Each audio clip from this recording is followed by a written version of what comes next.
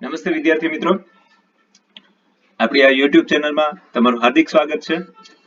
આજે આપણે manufacturing engineering 3 સબ્જેક્ટનું introduction જોઈશું.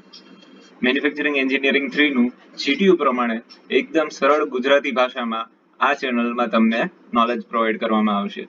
કોર્સ કોડ છે 3351 અને આ સબ્જેક્ટ મેન્યુફેક્ચરિંગ એન્જિનિયરિંગ 3 આપણે 5th સેમેસ્ટરમાં ભણાવીએ છીએ. હું જિગ્નેશ વાઘેલા તમને આગળ આ સબ્જેક્ટની સફરે સાથે ચાલીએ. મેન્યુફેક્ચરિંગ એન્જિનિયરિંગ 3 સમજવા માટે બે સબ્જેક્ટ સમજવા જરૂરી છે. આ બંને સબ્જેક્ટ પાયાની જરૂરિયાતો છે ME3 સમજવા માટે. પહેલો છે ME1 અને બીજો છે ME2. ME1 માં તમે મિત્રો metal casting process, metal welding process અને ફોર્જિંગ પ્રોસેસ અને પાવડર મેટલર્જી પ્રોસેસ, આ બધી પ્રોસેસનો તમે બહુ ગહન અભ્યાસ કર્યો છે ME1 માં. તો આ બધી છે એ કેવી છે, આ બધી પ્રોસેસના અંતે જે પ્રોડક્ટ મળે છે એ પ્રાઇમરી બેઝિક શેપ આપે છે. આ બધો શેપ આપી દીધા પછી એની ઉપર સરફેસ સ્મૂથનિંગ પ્રોસેસ, સરફેસને વધારે ફિનિશ કરવા માટે સરફેસ ફિનિશિંગ પ્રોસેસ કરવી પડે છે કે જે તમે મેટલ કટિંગ પ્રોસેસથી કરો છો. મેટલ કટિંગ પ્રોસેસ છે એ એક આખો એવો સમૂહ છે કે જે કર્યા પછી તમને એક ફાઇનલ પ્રોડક્ટ મળે છે અને સાથે સાથે બાય પ્રોડક્ટ તરીકે ચિપ્સ મળે છે. જે પણ પ્રોડક્ટમાં ચિપ્સ મળે છે એ બધી પ્રોસેસને મેટલ કટિંગ પ્રોસેસ કહેવાય છે. ચિપ્સ એટલે કે જે તમને મેટલ કટ થઈ ગયા પછી જે વધારેનો વેસ્ટ મળે છે, બાય પ્રોડક્ટ મળી છે, એને ચિપ્સ કહીએ છીએ. બરાબર છે. એક્ઝામ્પલ તરીકે મિલિંગ, ડ્રિલિંગ, લેથ મશીન ઉપર તમે જે કામ કરો છો, ટર્નિંગ, તો આ બધી પ્રોસેસમાં તમને at the end of process તમને ચિપ્સ મળે છે. આ બંને પ્રોજેક્ટ પાયાના કન્સેપ્ટ છે કે જેનાથી તમને ME3 વધારે સરળતાથી સમજાઈ જશે. તો ચાલો મિત્રો, this is the outline of total lecture. આખો લેક્ચર સમજવાની આઉટલાઇન છે. ટીચિંગ સ્કીમ આપણે સૌથી પહેલા સ્ટેપમાં સમજશું. ટીચિંગ સ્કીમમાં તમને ખબર પડશે કે કયા કયા ટીચિંગ અવર્સ છે, ટીચિંગના કલાકો કેટલા છે અને માર્ક્સનું ડિસ્ટ્રીબ્યુશન કઈ રીતે થયું છે. કોર્સ કન્ટેન્ટમાં તમને ખ્યાલ આવશે કે આ કોર્સમાં અંદર કઈ કઈ ડિટેલ્સ જાણવા મળશે. વધારે શું જે ME1 અને ME2 નું નોલેજ જે છે એનાથી આગળ તમને શું વધારે સમજવા મળશે. યુનિટ વાઇઝ વેઇટેજ, તો એમાં તમને ખ્યાલ આવશે કે 70 માર્કનું જે પેપર છે એમાંથી કયા યુનિટનું વેઇટેજ વધારે છે, કયા યુનિટનું વેઇટેજ ઓછું છે, કેટલા માર્ક્સનું કયું યુનિટ છે. અને પછી છે સજેસ્ટેડ એક્ટિવિટી. સજેસ્ટેડ એક્ટિવિટીઝ મિત્રો એવી એક્ટિવિટીઝ છે કે જે કરવાથી એમાંથી કોઈ પણ એવી એક્ટિવિટી નથી કે જે તમારા સિલેબસમાં મેન્શન કરી છે, પણ આ બધી એક્ટિવિટી મેં મારા અનુભવથી એવી અલગ તારવેલી છે કે જે કરવાથી તમને સબ્જેક્ટ પ્રત્યે અલગ દ્રષ્ટિકોણ પેદા થશે અને એ દ્રષ્ટિકોણના કારણે સબ્જેક્ટ સમજવામાં તમને ખૂબ જ અનુકૂળતા રહેશે. તમારું નોલેજ છે, તમારી મગજ સબકોન્શિયસ માઇન્ડની બાઉન્ડ્રી છે એ માત્ર જીટીયુના સિલેબસ પૂરતી સીમિત નહીં રહે. અને છેલ્લે છે ડિફિકલ્ટી લેવલ. ડિફિકલ્ટી લેવલ આ સબ્જેક્ટનું તમને સમજાશે કે આ સબ્જેક્ટ કેવો ઈઝી છે, મીડિયમ છે કે ખૂબ જ હાર્ડ છે. તો ચાલો મિત્રો, આપણે બેઝિકલી ટીચિંગ સ્કીમ સમજીએ. કઈ રીતે આ સબ્જેક્ટના માર્ક્સ અને ટીચિંગ અવર્સ, ટીચિંગના કલાકો ડિવાઈડ કરેલા છે. પહેલા મિત્રો આવે છે ટીચિંગ અવર્સમાં લેક્ચર. લેક્ચર મિત્રો અઠવાડિયાના 3 આવશે. 3 કલાક લેક્ચર લેવામાં આવે છે. And than practical. પ્રેક્ટિકલ એટલે લેબોરેટરી મિત્રો ટોટલ આપણે એક લેબ છે એ 2 કલાકની હોય છે, એટલે ટોટલ 2 લેબના 4 કલાક. તો એક અઠવાડિયાના 3 લેક્ચર અને 2 laboratory. Then credit comes to, credit એટલે બંનેનો સરવાળો, લેક્ચર અને પ્રેક્ટિકલ, કારણ કે ટ્યુટોરિયલ અહીંયા આગળ છે નહીં. તો ટોટલ 4 + 3 7. પછી આવે છે એક્ઝામિનેશન સ્કીમ. એક્ઝામિનેશન સ્કીમ એટલે કે મિત્રો આ સબ્જેક્ટના તમે એક્ઝામિનેશન એટલે જીટીયુની 70 માર્કની એક્ઝામ. તમે જે અત્યાર સુધી સૌથી વધારે ફોકસ તમારું હોય છે 70 માર્કની એક્ઝામ ઉપર હોય છે. પણ મિત્રો આ સિવાય પણ બીજા અમુક પેરામીટર્સ છે કે જે આપણે સબ્જેક્ટને થિયરી અને પ્રેક્ટિકલ બે એપ્રોચમાં ડિવાઈડ કરી દીધો છે. થિયરી એટલે કે જેમાં તમને ટીચિંગ કલાકો જે તમે લેક્ચર દરમિયાન સમજો છો એ, પ્રેક્ટિકલ એટલે કે જે તમને લેબોરેટરી દરમિયાન સમજાવવામાં આવે છે એ. તો મિત્રો થિયરીના જે માર્ક્સ છે એ 2 કમ્પોનન્ટમાં ડિવાઈડ થઈ છે. First is EAC and second is PA. મિત્રો આ બંને એક્રોનિમ છે, આ બંને શોર્ટ ફોર્મ છે. EAC એટલે એન્ડ સેમેસ્ટર એક્ઝામિનેશન અને PA એટલે પ્રોગ્રેસિવ એસેસમેન્ટ. EAC ના 70 માર્ક છે, PA ના 30 માર્ક છે. 70 માર્ક છે એ જીટીયુ ની એક્ઝામ છે તમારી, એના છે જીટીયુ ના છે. અને PA એટલે જે તમારી મિડ સેમેસ્ટર એક્ઝામ લેવામાં આવે છે એના 30 માર્કનો કોમ્પોનન્ટ છે. બરાબર. Then comes EAC, practical marks. પ્રેક્ટિકલમાં EAC એટલે શું? આ 40 માર્ક જે છે એ તમારા એક્સટર્નલ વાઇવા લેવા આવે છે, બીજી કોલેજમાંથી કોઈ ફેકલ્ટી આવે છે, તો એ જ્યારે સેમેસ્ટરના અંતે તમારું ઇવેલ્યુએશન કરે, તમારા એક્સપેરિમેન્ટ જોવે, તમારી ફાઇલ જોવે અને તમારી સાથે ક્વેશ્ચન આન્સર કરીને વાઇવા લે છે, તો એના ટોટલ 40 માર્ક હોય છે. અને PA એટલે પ્રોગ્રેસિવ એસેસમેન્ટ. પ્રોગ્રેસિવ એસેસમેન્ટ એટલે લેબોરેટરીમાં જે તમને સમજાવવામાં આવે છે, સર ટ્યુટોરિયલ આપે છે, અસાઇનમેન્ટ આપે છે, તો એ અસાઇનમેન્ટના જે માર્કિંગ હોય છે એને પ્રોગ્રેસિવ એસેસમેન્ટ કહેવાય છે. કારણ કે એ લેબ બાય લેબ, દરેક લેબમાં એની ચકાસણી થતી હોય છે, વેરીફાઈ થતા હોય છે. તમે જે પ્રેઝન્ટેશન આપ્યું હોય, તમે જે એક્સપેરિમેન્ટ લખીને આપ્યા હોય છે, એના પરથી તમારી નિયમિતતા ઉપરથી એ 60 માર્ક આપવામાં આવે છે. તો મિત્રો આ ચારેય કમ્પોનન્ટનો સરવાળો જે છે એ 200 માર્કનો છે. તો આ સબ્જેક્ટના ટોટલ એક્ઝામિનેશન સ્કીમ તમે સમજવા જશો તો આ સબ્જેક્ટ ટોટલ 200 માર્ક કેરી કરે છે. હવે આપણે સમજીએ મિત્રો કોર્સ કન્ટેન્ટ. કોર્સમાં આપણે શું ભણશું? કોર્સ કન્ટેન્ટ ફર્સ્ટ ચેપ્ટર છે મિત્રો ME3 માં, introduction to manufacturing engineering 3. ME3 માં શરૂઆતનું પહેલું ચેપ્ટર છે ઇન્ટ્રોડક્શન. ઇન્ટ્રોડક્શનમાં આપણે શું સમજીએ છીએ કે need, scope and importance of manufacturing engineering 3. જરૂર શું છે, ME3 ભણવાની જરૂર શું કામ પડી છે અને ભણવાથી ફાયદો શું થશે, વોટ ઇઝ ધ સ્કોપ, આગળ એપ્લિકેશનના જરૂરિયાતો કઈ છે, આગળ ભવિષ્યમાં એની સ્કોપ કયા છે. તો એ સમજવા માટે સૌથી પહેલા પાયાની જરૂરિયાત મિત્રો કે મેન્યુફેક્ચરિંગ કોઈ પણ કરવું હોય તો ટૂલ શું છે. ટૂલ એટલે કે જેનાથી આપણે મેટલ કટ કરીએ છીએ મશીન ઉપર અને આપણે જે જોઈતો ઘાટ છે, જોઈતો શેપ છે એ આપીએ છીએ મેટલને, રો મટીરિયલને, અને એમાંથી ફાઇનલ ફિનિશ પ્રોડક્ટ બનાવીએ છીએ. તો એ જેનાથી કરીએ છીએ એને આપણે ટૂલ કહીએ છીએ. એ તમે જોઈ શકો છો કે ટૂલથી ટર્નિંગ થાય છે મિત્રો, બરાબર છે. This is a turning process, બરાબર છે. અને અહીંયા આગળ તમે જોઈ શકો છો આ સેમ પ્રોસેસને ખૂબ જ ધીમા એનિમેશનમાં આપણે દેખાડી છે. તો એ તમે અહીંયા સમજાય છે કે ટૂલ છે એ મિકેનિકલ ફોર્સ લગાડે છે અને ટૂલની હાર્ડનેસ વર્કપીસ કરતા વધારે હોય છે અને એ શિયર ફોર્સમાં પરિણમે છે. બંને ઓપોઝિટ ડાયરેક્શનમાં હોય છે. એક ટૂલનો ફોર્સ આ બાજુ છે, વર્કપીસનો ફોર્સ આ બાજુ છે, અને બંને એકબીજાથી ઓપોઝિટ ડાયરેક્શનમાં, વિરોધ દિશામાં લાગે છે. અને જે હાર્ડ છે એનાથી મટીરિયલ છે એ પ્લાસ્ટિક ડિફોર્મેશનના કારણે કટ થાય છે ધીમે ધીમે. તો મિત્રો આ બધી પ્રોસેસમાં આ જે મેટલ કટિંગ પ્રોસેસ છે એના બેઝિક 3 પેરામીટર છે. કયા 3 પેરામીટર છે? સ્પીડ, ફીડ અને depth of cut. Depth of cut આ ત્રણેય બેઝિક પેરામીટર છે. જે કઈ રીતે કેલ્ક્યુલેટ કરવામાં આવે છે એ આપણે સમજશું. એના કટિંગના કેલ્ક્યુલેશનના ઇક્વેશન્સ છે, એની આખી સિમ્પલ એકદમ ઈઝી પ્રોસેસ છે કે કઈ RPM શું છે, રિવોલ્યુશન પર મિનિટ, કટિંગ વેલોસિટી શું છે, મીટર પર મિનિટ, આ બંનેમાં શું ફરક છે. RPM એટલે કે જ્યારે વર્કપીસ રોટેટ થતો હોય તો એમાં 1 મિનિટમાં કેટલા રાઉન્ડ રોટેટ થાય છે, કેટલા રિવોલ્યુશન કમ્પ્લીટ કરે છે, તો એને આપણે RPM કહીએ છીએ. એનો યુનિટ છે RPM, બરાબર છે. કટિંગ સ્પીડ અને કટિંગ વેલોસિટી. વેલોસિટી છે એ મીટર પર મિનિટ અથવા તો મીટર પર સેકન્ડમાં મેઝર થાય છે. એમાં કેટલા એકમ સમયમાં કેટલું કટિંગ થાય છે એને આપણે કટિંગ વેલોસિટી કહેવાય. કેટલું એકમ સમયમાં કેટલી વેલોસિટી, કેટલા મીટર ટ્રાવેલ કરે છે ટૂલ. સપોઝ કે અહીંયા છે એ 1 સેકન્ડમાં 2 mm મૂવ થતું હોય અને બીજું ટૂલ છે એ 1 સેકન્ડમાં 5 mm મૂવ થતું હોય, તો જે ટૂલ છે 5 mm મૂવ થાય છે 1 સેકન્ડમાં એની કટિંગ વેલોસિટી વધારે કહેવાય. બરાબર છે વિદ્યાર્થી મિત્રો? તો આ રીતે આપણે ફર્સ્ટ ચેપ્ટરનું ઇન્ટ્રોડક્શન જોઈશું ડિટેલમાં. આપણે અલગથી જે અપકમિંગ વિડીયો છે એમાં એ જ વસ્તુ આપણે સમજવાની છે કે પહેલા ચેપ્ટરમાં કઈ રીતે આ બધી ડેફિનેશન્સ છે, આ બધી કેલ્ક્યુલેશન્સ છે એ આપણે વધારે ડેપ્થમાં સમજશું. તો ચાલો મિત્રો સેકન્ડ ચેપ્ટર ઉપર નજર કરીએ. સેકન્ડ ચેપ્ટર છે grinding and super finishing process. મિત્રો આપણે તમે કોઈ પણ વર્કશોપમાં આંટો મારો, વિઝિટ કરો, એટલે તમે એક વસ્તુ જોઈ હશે કે ત્યાં આગળ 3 બેઝિક એલિમેન્ટ્સ હશે, 3 બેઝિક મશીન્સ હશે. જેમ આપણે ભગવાનમાં હિન્દુ ધર્મમાં છે એ ત્રિદેવ છે, બ્રહ્મા, વિષ્ણુ અને મહેશ. એ રીતે લેથ, ડ્રિલિંગ અને ગ્રાઇન્ડિંગ આ 3 મશીન એવા છે કે જે મોટા ભાગના વર્કશોપમાં સામાન્ય રીતે જોવા મળે છે આપણને. એમાં ગ્રાઇન્ડિંગ છે એનું ખૂબ મહત્વ છે. કારણ એ છે કે ગ્રાઇન્ડિંગ છે એ છેલ્લે કોઈ પણ વર્કપીસનું પ્રોસેસ થઈ જાય, બધી પ્રોસેસ થઈ જાય પછી છેલ્લે સરફેસને સ્મૂથ બનાવવા માટે, સરફેસ ફિનિશ વધારવા માટે આપણે ગ્રાઇન્ડિંગનો ઉપયોગ કરીએ છીએ વિદ્યાર્થી મિત્રો. અહીંયા આગળ તમે જોઈ શકો છો કે જે લેથ ઉપર સામાન્ય રીતે ગ્રાઇન્ડિંગ થાય છે તો લેથ છે એ મલ્ટીપર્પઝ મશીન છે. એ ઘણા બધા ઓપરેશન લેથ ઉપર કરી શકીએ છીએ આપણે. ટર્નિંગ પણ કરી શકીએ, ગ્રાઇન્ડિંગ પણ કરી શકીએ, ડ્રિલિંગ પણ કરી શકીએ. there are number of operations we can do on lathe machine.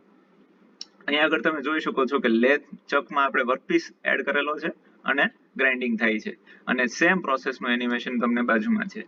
Same વસ્તુ અહીંયા પણ તમે જોઈ શકો. અહીંયા આગળ વર્કપીસ છે એ સિલિન્ડ્રિકલ છે એટલે રોટેટ થાય છે, અને અહીંયા આગળ વર્કપીસ છે એ પ્રિઝમેટિક શેપનો છે અને એટલા માટે વર્કપીસ રેસિપ્રોકેટ થાય છે મિત્રો.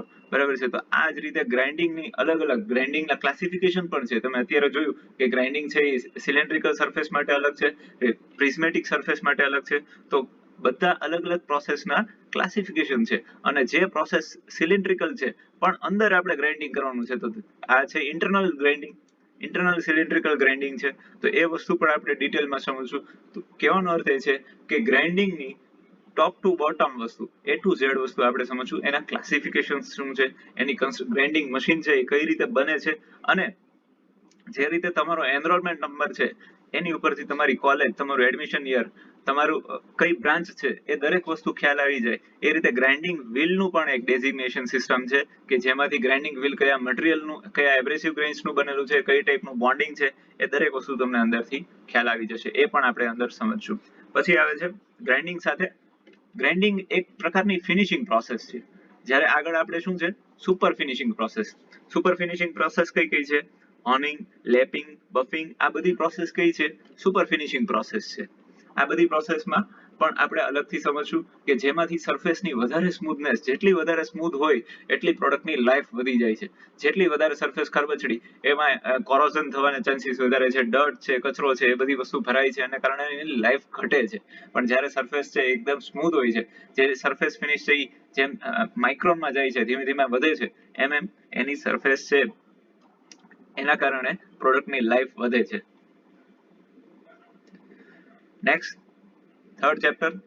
થર્ડ ચેપ્ટર શેની ઉપર ફોકસ કરે છે? થર્ડ ચેપ્ટર ગિયર મેન્યુફેક્ચરિંગ ઉપર ફોકસ કરે છે. ગિયર મેન્યુફેક્ચરિંગ અને ફિનિશિંગ પ્રોસેસ. તો મિત્રો ગિયર મેન્યુફેક્ચરિંગ છે એમાં ગિયર કઈ રીતે, અલગ ગિયર બનાવવા માટેની પણ ઘણી બધી અલગ અલગ પ્રોસેસ છે મિત્રો. બરાબર છે. એ કઈ રીતે ગિયર બને છે એ આપણે અલગ અલગ પ્રોસેસ સમજશું, એના વર્કિંગ એક્ઝામ્પલ સાથે, એની એપ્લિકેશન સાથે, અને એની ફિનિશિંગ પ્રોસેસ કે ગિયર બની ગયા પછી જે મશીનના સ્ક્રેચ માર્ક રહી ગયા છે, મશીન ટૂલના માર્ક્સ રહી ગયા છે, એ કઈ રીતે રિમૂવ કરવા અને સરફેસ પ્રોપર્ટી વધારે એનહેન્સ કરવી, સરફેસ સ્મૂથનેસ વધારી, સરફેસ ફિનિશને વધારે ઇમ્પ્રૂવ કરવી, એ વસ્તુ આપણે ગિયર ફિનિશિંગ પ્રોસેસમાં ભણશું. અહીંયા મિત્રો ગિયર છે એ તમે બધાએ જ્યારે બાઇક ચલાવો છો, કાર ચલાવો છો, ટ્રક છે, ઓટોમોબાઈલ, દરેક ટાઈપના ઓટોમોબાઈલમાં ગિયરનો ઉપયોગ થાય છે. ગિયર બોક્સમાં ગિયર બોક્સ ન હોય તો તમે ઓટોમોબાઈલને ઇમેજિન કરો, જસ્ટ ઇમેજિન કે કઈ ટાઈપનું ગિયર બોક્સ વગર ઓટોમોબાઈલ હોય. એક જ સ્પીડ મળે, સિંગલ સ્પીડ મળે તમને. જ્યારે ઓટોમોબાઈલ કે કોઈ પણ બાઇક, તમે ખાલી વિચારો કે એક બાઇક છે એ સિંગલ સ્પીડ ઉપર ચાલે છે, તો ત્યારે તમારી પાસે સ્પીડ ઘટાડવાનો એક જ ઓપ્શન છે, બ્રેક મારીને તમે સ્પીડ ઘટાડી શકો. અને જો તમે હાઈવે ઉપર જસ્ટ ઇમેજિન કરો કે હાઈવે ઉપર ગિયર બોક્સ વગરની બાઇક લઈને જતા હો તો શું થાય? બ્રેક મારીને તમારે સ્પીડ ઘટાડવી પડે, અને આવું કરવા જતા એક્સિડન્ટ થઈ જાય, અને એક્સિડન્ટ થવાના ચાન્સીસ તો ખૂબ વધી જાય. તો આના કારણે મિત્રો ગિયરનું ઇમ્પોર્ટન્સ ખૂબ જ છે. ગિયરનું ઇમ્પોર્ટન્સ શું છે? ગિયરનું ઇમ્પોર્ટન્સ હવે તમને મિત્રો આ એક્ઝામ્પલથી ખ્યાલ આવી ગયો છે કે અલગ અલગ ટાઈપનો સ્પીડ રેશિયો મેળવવા માટે થાય છે. સ્પીડના અલગ અલગ કોમ્બિનેશન મેળવવામાં થાય છે. મિત્રો આપણે ફર્સ્ટ ગિયર ઉપર ગાડી ચલાવીએ, ફોર્થ ગિયર ઉપર ચલાવીએ છીએ, બંનેમાં ઘણો બધો ફરક છે, રાઈટ? તો ફર્સ્ટ ગિયર ઉપર ટોર્ક વધારે મળે છે અને ફોર્થ ગિયર ઉપર આપણે સ્પીડ વધારે મળે છે, રાઈટ? તો એ જ વસ્તુ મિત્રો આ શેનાથી પોસિબલ થાય છે? ધીસ ઇઝ પોસિબલ બાય, આ વસ્તુ શેના કારણે પોસિબલ થાય છે? આ વસ્તુ ગિયરના એન્ગેજમેન્ટના, અલગ અલગ ડાયામીટરના, અલગ અલગ ટીથના કોમ્બિનેશનના કારણે આ વસ્તુ શક્ય બને છે. બરાબર છે. તો આ ગિયર કઈ રીતે બનાવવામાં આવે છે? ગિયર મેન્યુફેક્ચરિંગની મિત્રો ઘણી બધી અલગ અલગ મેથડ છે. અહીંયા આગળ જે તમે જુઓ છો તો એ મેથડ, આ રેકથી ગિયર કટ થાય છે કે જેમાં વર્કપીસ તમારું છે એ રેસિપ્રોકેટ થતું હોય, અને અહીંયા આગળ પિનિયનથી ગિયર કટ થાય છે કે જેમાં ટૂલ છે, પિનિયન ટાઈપનું ટૂલ, એ રેસિપ્રોકેટ થાય છે અને વર્કપીસ છે એ રોટેટ સાથે થતું જાય છે. This is a gear hobbing process. આ ગિયર હોબિંગ પ્રોસેસ છે કે જે માસ પ્રોડક્શન માટે વપરાય છે. મોટા ભાગના ગિયર છે 90% ઉપરના એ આ ટાઈપની પ્રોસેસથી બને છે, જે આપણે અંદર ડિટેલમાં સમજશું. અને ગિયર ફિનિશિંગ પ્રોસેસ છે, ગિયર શેવિંગ છે, ગિયર હોનિંગ પ્રોસેસ છે. તો આ બધી પ્રોસેસ છે એ પણ આપણે ગિયર ગ્રાઇન્ડિંગ પ્રોસેસ, તો આ બધી પ્રોસેસ આપણે આગળ ડિટેલમાં સમજશું થર્ડ ચેપ્ટરમાં. Then comes thread production method. Thread એટલે આટા. ઘણા બધામાં નહીં હોય, પણ આ ચેપ્ટર સમજવાથી ત્યાં આટા નહીં આવે એની ગેરંટી નથી. બરાબર છે મિત્રો. આટા એટલે કે જ્યારે આપણે સ્ક્રૂ કે નટ બોલ્ટ ને ટાઈટ કરવા માટે એની ઉપર જે સિલિન્ડ્રિકલ હેલિકલ પોર્શન આપણે જોઈએ છે એને થ્રેડ કહેવામાં આવે છે ટેકનિકલ ટર્મ્સમાં. અને થ્રેડ મેન્યુફેક્ચર કરવા માટે ઘણી બધી અલગ અલગ મેથડ આવે છે. તો એ મેથડ આપણે આ ચેપ્ટરમાં ડિટેલમાં સમજશું મિત્રો.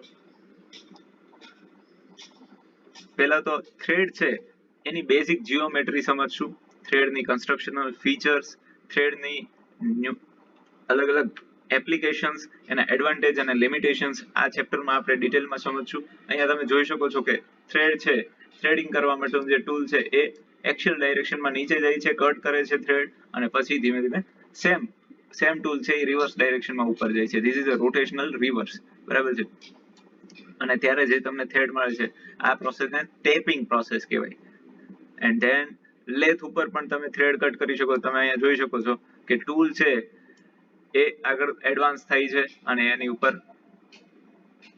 વર્કપીસ ઉપર થ્રેડ કટ થાય છે. અહીંયા આગળ થ્રેડ રોલિંગ પ્રોસેસ છે કે જેમાં તમે જોઈ શકો છો કે બે ડાઈ છે, સિલિન્ડ્રિકલ ડાઈ, એમાં વચ્ચે આપણે સિલિન્ડ્રિકલ વર્કપીસને મૂકી દીધો છે અને એ બંને ડાઈના રોટેશનથી વર્કપીસ કટ થાય છે. આ માસ પ્રોડક્શનની મેટર છે, આ માસ પ્રોડક્શનની પ્રોસેસ છે જેમાં તમે જોઈ શકો છો કે મોટા ભાગના નટ બોલ્ટ છે એ આ પ્રોસેસથી બને છે. આમાં ઘણા બધા એક સેકન્ડમાં ઘણા બધા પ્રોડક્ટ બનતા હોય છે મિત્રો. આ ફ્લેટ ડાઈ છે કે જેમાં વર્કપીસની સરફેસ ઉપર ફ્લેટ પોર્શનમાં એક રાઈટ હેન્ડ સાઈડ મૂવ થતી હોય, બીજી લેફ્ટ હેન્ડ સાઈડ મૂવ થતી હોય, એની ઉપર આપણે થ્રેડ કટ થઈ શકતા જોઈ શકીએ છીએ મિત્રો. નેક્સ્ટ ચેપ્ટર છે બ્રોચિંગ, જીગ બોરિંગ અને સ્પેશિયલ પર્પઝ મશીન ટૂલ્સ. મિત્રો આ ચેપ્ટરમાં બ્રોચિંગ એટલે શું? બ્રોચિંગ એટલે મોટા ભાગે આ જે ટાઈપનું ટૂલ છે અહીંયા તમને દેખાય છે કે એક ટૂલમાં ઘણી બધી કટિંગ એજીસ છે. આ ટૂલને આપણે પ્રેસ કરીએ છીએ, પ્રેશરથી નીચે ધક્કો મારીને આપણે, અથવા તો એક વખત પ્રેસ કરીએ છીએ અથવા તો નીચેથી ખેંચવું પડે છે. પુલ ટાઈપ એક છે, પુશ ટાઈપ, અને બીજું છે પુલ ટાઈપ. ઉપરથી આપણે ધક્કો મારીએ એને પુશ કહેવાય, નીચેથી ખેંચીએ એને પુલ ટાઈપ કહેવાય. તો આ ટાઈપમાં કટિંગ ટીપ તમે જોઈ શકો છો. આ જે જીઓમેટ્રી છે અહીંયા આગળ, એ જીઓમેટ્રી તમારા વર્કપીસમાં પડી જાય છે. અહીંયા આગળ તમે જોઈ શકો સ્પ્લાઇન બનાવેલી છે, સ્પ્લાઇન. બરાબર છે. સ્પ્લાઇન શાફ્ટ બનાવવો હોય, કેવિટી બનાવવી હોય, ગિયર મેન્યુફેક્ચર કરવું હોય, કી હોલ બનાવવો હોય, એની માટે આ બ્રોચિંગ પ્રોસેસનો ઉપયોગ થાય છે અને કુલન્ટનો ફ્લો જરૂરી છે. નેક્સ્ટ છે jig boring machine. Jig boring machine એટલે કે જ્યાં આગળ પ્રિસિઝન તમારે જોતું હોય છે અને સાથે સાથે એક્યુરસી અને પ્રિસિઝન સાથે તમારે બોરિંગ કરવાનું છે, ડાયામીટર વધારે મટીરિયલ રિમૂવ કરવાનું છે, મોટો ડાયામીટર જોઈએ છે, ત્યારે તમે જીગ બોરિંગ મશીનનો ઉપયોગ કરો છો. નેક્સ્ટ છે એસપીએમ. લેથ કેવું છે? લેથ છે અને એસપીએમ. એસપીએમ એટલે સ્પેશિયલ પર્પઝ મશીન. એક પર્ટિક્યુલર ઉદ્દેશ્ય માટે, એક જ પર્પઝ માટે જે મશીનનો ઉપયોગ કરવામાં આવે, સ્પેસિફિક પર્પઝ માટે, એને આપણે સ્પેશિયલ પર્પઝ મશીન કહીએ છીએ. લેથ કેવું છે? General purpose machine. જનરલ એટલે કે એની ઉપર ઘણા બધા ઓપરેશન થઈ શકે. આપણે ઓલરેડી સમજ્યા આગળના પોર્શનમાં કે લેથ ઉપર તમે ડ્રિલિંગ પણ કરી શકો, ટર્નિંગ પણ કરી શકો, ઘણા બધા અલગ અલગ ઓપરેશન કરી શકો. જ્યારે અહીંયા આગળ શું છે?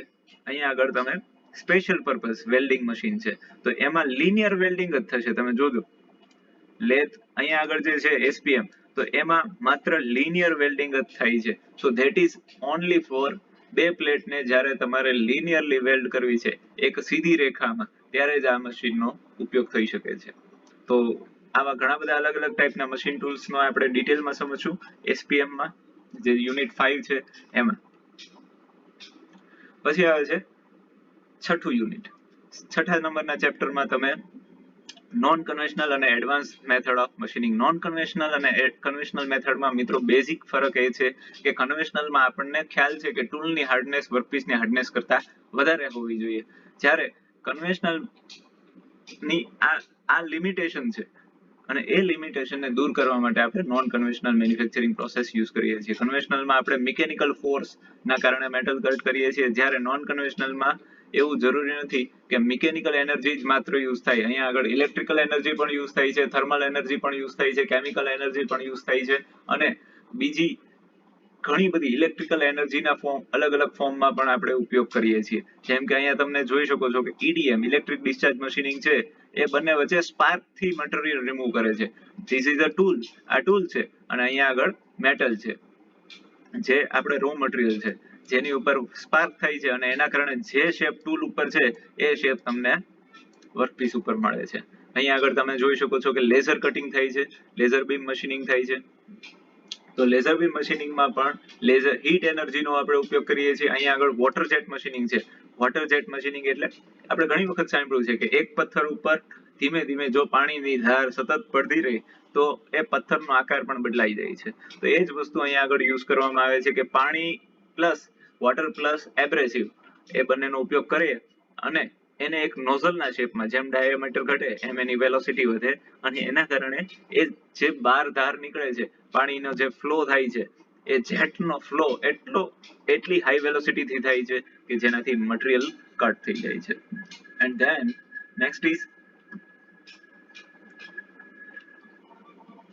Micro electromechanical systems. Micro electromechanical system એટલે કે બેઝિકલી આ સિસ્ટમ એવી છે છેલ્લે at the end of all this process કે આ સિસ્ટમમાં ત્રણ ટાઈપના એન્જિનિયરિંગ યુઝ થાય છે. First mechanical engineering, then electrical engineering અને પછી આવે છે ઇલેક્ટ્રોનિક્સ એન્જિનિયરિંગ. ઉદાહરણ તરીકે એરબેગ.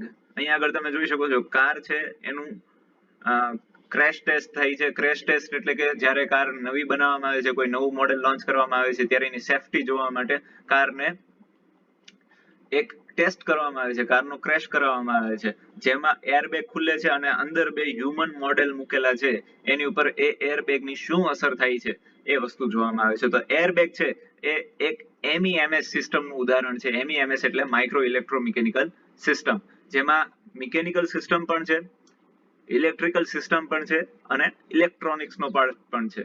તો મિત્રો આ વસ્તુ આપણે આગળ સમજશું. હવે આપણે સમજીએ મિત્રો unit wise weightage. Unit wise 70 mark. તમને ખ્યાલ છે કે બધા જ યુનિટનો ટોટલ આપણને GTU નું છેલ્લું પેપર છે એ 70 માર્કનું હોય છે, બરાબર? તો આ દરેક પેપરમાં સૌથી વધારે માર્ક છે એ સેકન્ડ ચેપ્ટરના છે, grinding and super finishing process. 18 marks carry કરે છે. અને સેકન્ડ છે non conventional and advance method of machining, 14 માર્કનું છે મિત્રો. આ બંને ચેપ્ટરનું ટોટલ વેઇટેજ છે એ મિત્રો 30 માર્કનું થાય છે, 30, બરાબર છે?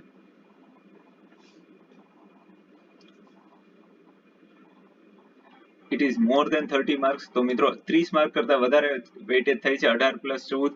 તો તમે જોઈ શકો છો કે આ બે ચેપ્ટર છે એ ખૂબ જ ઇમ્પોર્ટન્ટ છે. આ ચેપ્ટરની દ્રષ્ટિએ, આગળ તમારા કરિયરની દ્રષ્ટિએ પણ એનો અર્થ એવો નથી કે બીજા બધાને આપણે ઇગ્નોર કરી દઈએ, રાઈટ? જે વિદ્યાર્થીને થોરોલી આ સબ્જેક્ટ સમજવો છે એને આ માર્ક્સ જોવાની જરૂર નથી, કારણ કે દરેક કન્ટેન્ટનું કંઈક ઇમ્પોર્ટન્ટ છે, દરેક કન્ટેન્ટ પોતાની રીતે એક મહત્વ ધરાવે છે, રાઈટ? હવે મિડ સેમેસ્ટરમાં GTU ના સિલેબસ પ્રમાણે 4 ચેપ્ટર આવેલા છે. First chapter introduction to manufacturing engineering 3, second chapter grinding અને સુપર ફિનિશિંગ, અને થર્ડ ચેપ્ટર છે gear manufacturing and finishing process. આ 3 ચેપ્ટર છે એ 100% કમ્પ્લીટ છે. પણ ચોથું જે છે એ non conventional and advance method of machining છે. એ પૂરેપૂરું 100% નથી. એમાં 6.3 નંબરનો જે ટોપિક છે ત્યાં સુધી ઇન્ટ્રોડક્ટરી છે આ ચેપ્ટરનું, ત્યાં સુધી તમારી મિડ સેમમાં પૂછાઈ શકે છે. આ શક્યતા છે GTU માં, તમારી કોલેજ પ્રમાણે એ વસ્તુ બદલાઈ શકે છે. હવે સજેસ્ટેડ એક્ટિવિટીઝ. કઈ એક્ટિવિટી એવી છે મિત્રો કે જે કરવાથી સબ્જેક્ટનો ભાર હળવો થશે, સબ્જેક્ટ તમને સરળતાથી સમજાઈ જશે? ઘણી બધી વખત એવું થાય છે મિત્રો કે આપણે માત્ર લેક્ચર ઉપર આધારિત રહીએ છીએ, અથવા તો જે તમારી પાસે અતુલની બુક છે કે જે તમારી પાસે રો મટીરિયલ છે એ તમે વાંચો છો અને દઈને એક્ઝામ દેવા જાવ છો. એ કેવું થાય છે કે એક અલ્ટિમેટલી તમારે એ વસ્તુને પચાવવી અઘરી પડી જાય છે. જે વસ્તુ તમને સમજાણી નથી એ તમે આગલા 10 દિવસમાં પ્રિપેરેશન કરો છો અને પછી એક્ઝામના ટાઈમે તમે વોમિટ કરો છો. એ વસ્તુ નથી કરવાની મિત્રો. સબ્જેક્ટને જ્યારે તમે બરોબર સમજવો હોય, સબ્જેક્ટને તમારે બાય હાર્ટ લેવો હોય તો તમારે અમુક વસ્તુ એવી કરવી પડશે કે જે આઉટ ઓફ બોક્સ હોય. આઉટ ઓફ બોક્સ એટલે કે જે સિલેબસની થોડું અલગ હોય, અને એ કરવામાં તમને હું 100% કહું છું કે હળવાશ અનુભવાશે. તો આ કઈ એક્ટિવિટીઝ છે? તો આ મિત્રો એ ટાઈપની એક્ટિવિટીઝ છે કે એન્જિનિયરિંગને તમે ખાલી બુકમાં વાંચશો તો તમને અઘરું લાગશે. તમે જુઓ છો કે ઘણા બધા એન્જિનિયર છે, તમારી ડે ટુ ડે લાઈફમાં તમે આજુબાજુ નજર કરશો તો એ એન્જિનિયરિંગ સિવાય, એન્જિનિયરિંગ કમ્પ્લીટ કર્યા પછી એન્જિનિયરિંગ સિવાયની જોબ કરે છે. અમુક છોકરાઓ એવા છે કે જે નોન ટેકનિકલ જોબ કરે છે, અને અમુક છોકરાઓ એવા છે કે જે જોબ એવી કરે છે કે જ્યારે એને કોઈ પૂછે કે ભાઈ તે કઈ ડિગ્રી લીધી, તો એ એન્જિનિયરિંગ કરેલું છે એવું કહેતા પણ શરમ આવે. તો એ વસ્તુ ના થવી જોઈએ મિત્રો. ત્યારે તો તમારે અમુક વસ્તુનો ખ્યાલ રાખવો પડશે પહેલાથી, કે જે તમારો પહેલાથી ઇન્ટરેસ્ટ છે સબ્જેક્ટ પ્રમાણે, સબ્જેક્ટ પ્રત્યે ઇન્ક્લિનેશન હોવું જોઈએ, સબ્જેક્ટ પ્રત્યે તમને લાગણી હોવી જોઈએ કે નહીં આ સબ્જેક્ટ છે, મારે એને શીખવો છે. તો ક્લાસમાં તમને થિયરી સમજાવવામાં આવે છે, પણ એકચ્યુઅલી પ્રેક્ટિકલ તમને ખ્યાલ હોય તો એ થિયરી તમને તરત સમજાઈ જાય છે. જ્યારે એક્ઝામ્પલ તરીકે કોઈ છોકરાના ફાધરને વેલ્ડિંગની શોપ હોય, ફેબ્રિકેશનની શોપ હોય, અને એને જ્યારે વેલ્ડિંગ સમજાવવામાં આવે ક્લાસમાં, તો એને સૌથી પહેલા વેલ્ડિંગ બીજા છોકરાઓ કરતા વધારે પ્રેક્ટિકલી ભણેલો હોય, કારણ કે ઘરે પણ એ વસ્તુ થતી હોય, તો એને તરત સમજાઈ જશે. તો એ જ વસ્તુ મિત્રો અહીંયા છે કે જ્યારે તમે બધા પાસે વેલ્ડિંગની શોપ હોવી જરૂરી નથી. એટલા માટે અમુક વસ્તુ આપણે અહીંયા મેં તમને અમુક શોઝ છે, ટીવી શોઝ છે, અમુક ડિસ્કવરીના શો છે, અમુક મૂવીઝ છે, એ તમારે ખાસ જોવી જોઈએ. એક્ઝામ્પલ તરીકે ફોર્જિન ફાયર એન્ડ મોડર્ન માર્વેલ્સ, આ બે ખૂબ સારા શોઝ છે. એ હિસ્ટ્રી ટીવી પર આવે છે. ફોર્જિન ફાયરના ઘણા બધા એપિસોડ મેં જોયેલા છે, મોડર્ન માર્વેલ્સના પણ જોયેલા છે. તો એ તમે જ્યારે જોશો ફ્રી હો ત્યારે તમે ઘણા બધા યુટ્યુબ છે એ બધી વસ્તુ તમે સર્ફ કરો જ છો. આ વસ્તુ કઈ નવી નથી, બરાબર છે. તમે યુટ્યુબ દરેક જણ યુઝ કરો છો, અને આ વસ્તુને બ્લેસિંગ તરીકે યુટ્યુબ ઘણાના જિંદગીમાં બ્લેસિંગ તરીકે છે, અમુકને ડિસ્ટ્રેક્શન તરીકે છે. આપણે ડિસ્ટ્રેક્શન તરીકે લેવું કે બ્લેસિંગ તરીકે લેવું એ તમારે નક્કી કરવાનું છે. તો મિત્રો જ્યારે આ બધા શોઝ જોશો તો તમને ઘણો બધો ફાયદો થશે. ફોર્જિન ફાયર છે એમાં તમને એક્ઝેક્ટલી ખબર પડશે કે આ ટાઈપના ટેસ્ટ કરવામાં આવે છે. ઉદાહરણ તરીકે ઇન્ડિયન સ્વોર્ડ્સ છે એ મેન્યુફેક્ચર કરવાનો જે એપિસોડ હોય, તો એમાં એ સ્વોર્ડ્સની કટિંગ એબિલિટી છે, એની હાર્ડનેસ છે, એની સરફેસ સ્મૂથનેસ છે, એ બધી વસ્તુ ચેક કરવા માટે, એની સ્ટ્રેન્થ છે, એ બધી વસ્તુ ચેક કરવા માટે કયા સરસ મજાના ટેસ્ટ કરે છે એ સમજવું હોય તો તમે ફોર્જિન ફાયરના એપિસોડ જુઓ. તમને ખબર પડશે કે નહીં આ પણ રીત છે કે આ એન્જિનિયરિંગના આ પણ એપ્લિકેશન્સ છે. Then next is Discovery channel ઉપર આવે છે how it's made. How it's made એટલે કે કોઈ પણ પ્રોડક્ટ છે તો આપણે ડે ટુ ડે લાઈફમાં ઘણી બધી અલગ અલગ પ્રોડક્ટ યુઝ કરીએ છીએ. બ્લેડ છે, રેઝર છે, સીઝર છે, ઘણી બધી અલગ અલગ વસ્તુ યુઝ કરીએ છીએ. આ બધી વસ્તુ કઈ રીતે બને છે એ આપણને નથી ખબર. કાચ છે એ કઈ રીતે બને છે, બ્રશ કઈ રીતે બને છે, દીવાસળી કઈ રીતે બને છે, આપણને નથી ખબર. તો એ વસ્તુ સમજવી હોય તો ડિસ્કવરીની હાઉ ઇટ્સ મેડ ખૂબ સારી છે. Then next is Tech Insider કરીને યુટ્યુબ ચેનલ પણ છે. પછી અમુક મૂવીઝ છે, spare part, Transformer, Ford versus Ferrari, I Robot, આ બધા અલગ અલગ ટાઈપના મૂવીઝ છે. મને યાદ છે કે જ્યારે એક સમયે હું વાઇવા લેતો હતો કેમ સબ્જેક્ટના, કમ્પ્યુટર એડેડ મેન્યુફેક્ચરિંગ સબ્જેક્ટના, ત્યારે મેં એવું પૂછેલું કે રોબોટ્સ છે એનો ઉપયોગ શું થાય, રોબોટના અલગ અલગ ઉપયોગો મને સમજાવ. જે રિપીટર બેચ હતી એના વાઇવા ચાલતા હતા, એટલે ઓલવેઝ મને ટેકનિકલ કન્ટેન્ટ કરતા એના ક્રિએટિવિટી ઉપર વધારે અમારું ફોકસ હોય છે. તો છોકરાએ જવાબ એવો દીધો કે સાહેબ બે જગ્યાએ મેં રોબોટનો ઉપયોગ જોયેલો છે, એક ટ્રાન્સફોર્મરમાં અને એક આયર્નમેનમાં. અને ત્યારે એ છોકરો સાચો હતો, મેં એ પ્રમાણે માર્ક પણ મૂક્યા. પણ કહેવાનો અર્થ એ છે કે આ ખાલી મૂવી છે એને મૂવીઝ તરીકે એન્ટરટેનમેન્ટ તરીકે નહીં, પણ એક ટેકનિકલ પર્સપેક્ટિવથી તમે જુઓ તો તમને ખૂબ મજા આવશે. ધેન નેક્સ્ટ વેબસાઇટ્સ અમુક છે કે જેમાંથી તમને ખૂબ ઇન્ટરેસ્ટિંગ નોલેજ મળે છે. ગ્રેપકેડમાં બધા કેડ ડ્રોઈંગ્સ મળે છે, કમ્પ્યુટર એડેડ ડિઝાઇન મળે છે અલગ અલગ જાતના. એડેક્સ, કોર્સેરા, એસએમઈ, એડેક્સ અને કોર્સેરા છે એ અલગ અલગ જાતના કોર્સિસ માટે છે. એસએમઈ છે એ સ્ટાન્ડર્ડ્સ માટે છે. ઇન્ટરેસ્ટિંગ એન્જિનિયરિંગ એ ખૂબ સારો વેબસાઇટ છે કે જેમાં નવા આર્ટિકલ્સ આવતા રહે છે. ધ મેન્યુફેક્ચરર પણ સારી એવી વેબસાઇટ છે. ધેન નેશનલ જીઓગ્રાફિક ઉપર મેગા ફેક્ટરી આવતું હતું. મેગા ફેક્ટરીમાં મિત્રો તમને ઘણી વખત એવું થશે કે મારે ઇન્ડસ્ટ્રી વિઝિટ કરવી છે પણ મને પરમિશન નથી મળતી. તો મિત્રો આ ખૂબ સારો ઓપ્શન છે મેગા ફેક્ટરી. મેગા ફેક્ટરીમાં તમારે ટોયોટાની ઇન્ડસ્ટ્રી, હીરો હોન્ડાની ઇન્ડસ્ટ્રી, જે પણ તમારે ગ્લોબલ એમએનસીસ જોઈ હોય એ પણ તમને ઘરે બેઠા જોવા મળશે. એના એક્સપર્ટ સાથે તમને એના વ્યૂઝ તમારી સાથે શેર કરવા મળશે, તમને ખ્યાલ આવશે કે નહીં આ ટાઈપની ગ્લોબલી પ્રેક્ટિસ ચાલુ છે મેન્યુફેક્ચરિંગ વર્લ્ડમાં. અને ખૂબ સીધો અને સરળ ઉપાય, નિયર યોર હોમ, ઘરની બાજુ જે હોય એ ટાઈપનું, કે કોઈ વર્કશોપ છે, ફેક્ટરી છે, ગેરેજ છે, ફેબ્રિકેશન શોપ છે, આ બધી વસ્તુ તમારા ઘરની આજુબાજુ હોય. હિંચકો બનાવે છે, ફેબ્રિકેશન શોપ, અથવા તો કોઈ જગ્યાએ ગેરેજ છે, કોઈ નાનું એવું કારખાનું છે ખોખા બનાવવાનું કે કોઈ વસ્તુ બનાવવાનું, વર્કશોપ છે નાનો એવો, તો એ પણ વિઝિટ કરી શકો મિત્રો. એવું જરૂરી નથી કે મોટી MNC વિઝિટ કરો તો જ તમને નોલેજ મળે. ખરેખર શરૂઆત છે એ તમે નાના પાયેથી કરો તો તમને વધારે શીખવાનું મળશે. તો કહેવાનો અર્થ એ છે મિત્રો કે આ બધી એક્ટિવિટી કરવાથી તમારું ઇન્ક્લિનેશન સબ્જેક્ટની તરફ વધે છે. હવે ડિફિકલ્ટી લેવલ સમજીએ મિત્રો. આ સબ્જેક્ટ કેટલો ઈઝી છે, મીડિયમ છે કે હાર્ડ છે? મિત્રો જ્યારે તમે 10 દિવસ માટે પ્રિપેર કરો છો ને સબ્જેક્ટને, ડિફિકલ્ટી લેવલ બે ટાઈપના હોય છે. એક છે સબ્જેક્ટનું ડિફિકલ્ટી લેવલ અને એક તમારી પ્રિપરેશન છે એની ઉપર આધાર રાખે છે. તો સબ્જેક્ટનું ડિફિકલ્ટી લેવલ છે એ મીડિયમ છે. સબ્જેક્ટ એટલો બધો ઈઝી પણ નથી, સબ્જેક્ટ એટલો બધો હાર્ડ પણ નથી, કારણ કે આમાં ન્યુમેરિકલ નથી આવતા, ગણતરી એટલી બધી નથી આવતી, ગણતરીનો ભાગ ખૂબ જ ઓછો છે અને થિયોરિટિકલ કન્સેપ્ટ વધારે છે. એટલા માટે આ સબ્જેક્ટને મીડિયમમાં રાખીએ છીએ આપણે. પણ આ સબ્જેક્ટ સમજવા માટે તમારા ME1 અને ME2 ના ફંડામેન્ટલ્સ ખૂબ ક્લિયર હોવા જરૂરી છે, કારણ કે આ સબ્જેક્ટ છે એકચ્યુઅલી એપ્લિકેશન છે ME1 અને ME2 ની. તમે મિલિંગ ભણી ગયા ME2 માં, તો મિલિંગ થી ગિયર કઈ રીતે કટ કરવું એ વસ્તુ આપણે આ સબ્જેક્ટમાં સમજશું. એની એપ્લિકેશન છે ખરેખર તો ME1 અને ME2 ની ઇન્ડસ્ટ્રીયલ એપ્લિકેશન્સ છે આ સબ્જેક્ટમાં. તો મિત્રો જ્યારે તમે છેલ્લા 10 દિવસ માટે તૈયારી કરો છો, આ વાત થઈ અત્યાર સુધી સબ્જેક્ટ માટેની.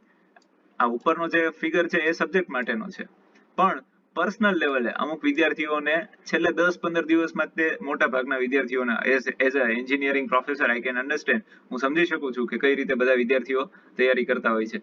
પણ જ્યારે માત્ર 10 દિવસ માટે તમે તૈયારી કરો ને ત્યારે તમારી હાલત છે એ આ મારિયો ભાઈ જેવી થાય.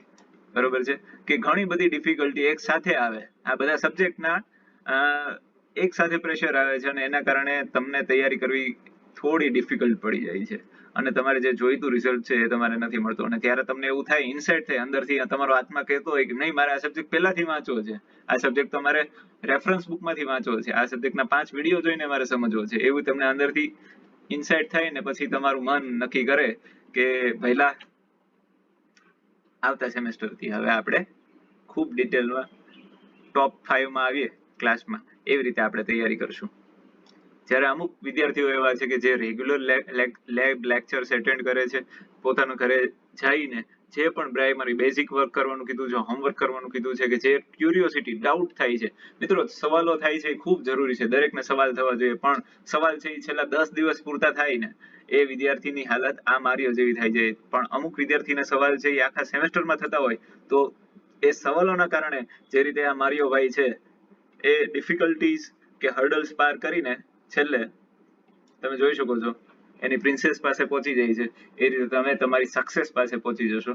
મિત્રો ધેટ ઇઝ ધ મારી ગેરંટી છે કે જો તમે દરેક વિડીયોઝ છે એ ડે ટુ ડે જ્યારે અપલોડ થાય છે ત્યારે જોતા રહેશો અને સાથે સાથે તમારા ક્વેશ્ચન્સ છે એ નીચે ચેટ બોક્સમાં ક્વેશ્ચન આન્સરમાં પૂછતા રહેશો, તો મને ખૂબ ગમશે અને એના જવાબ તમને મળશે. તો મિત્રો ક્વેશ્ચન થવા જરૂરી છે અને સાથે સાથે ડે ટુ ડે અભ્યાસ થવો જરૂરી છે. ઓકે મિત્રો, તો ME3 સબ્જેક્ટમાં તમને ખૂબ જ ઝળહળતી સફળતા મળે એ ઉદ્દેશ્યથી આપણે યુટ્યુબ ચેનલ ચાલુ કરી છે. આશા રાખું કે તમને આ વિડીયો ગમ્યો હશે અને આગળ આપણે ફર્સ્ટ ચેપ્ટરના વિડીયો સાથે ફરી ખૂબ જલ્દીથી હાજર થશું. અત્યાર સુધી આ લેક્ચર જોવા માટે તમારા દરેકનો ખૂબ ખૂબ આભાર. ધન્યવાદ. કોઈ પણ ક્વેશ્ચન હોય એ ચેટ બોક્સમાં નીચે લખવા વિનંતી છે. Thank you.